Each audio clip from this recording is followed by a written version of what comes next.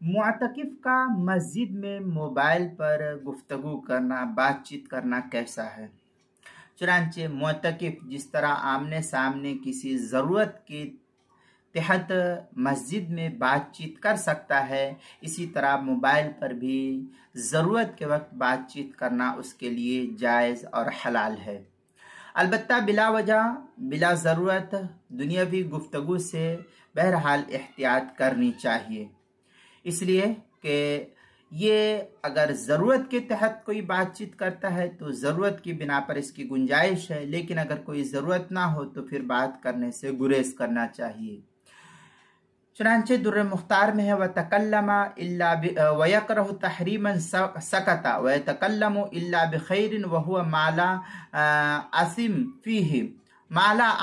فِيهِ وَمِنْهُ الْمَبَاحُ عِنْدَ الْحَاجَةِ إِلَيْهِ لَا عِنْدَ عَدَمِهَا۔ اس طریقے کی عبارت جو ہے در مختار جو زکریا بک ڈپو دیوبند کا ہندی نسخہ اس کی تیسری جلد 441 اور 442 پر ہے۔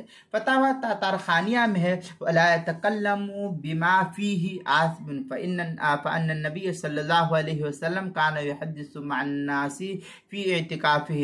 یہ اس طریقے کی عبارت فتاوی تاتارخانیہ جو زکریا بک ڈپو دیوبند کا ہندی نسخہ ہے اس کی تیسری جلد 448 صفحے پر ہے۔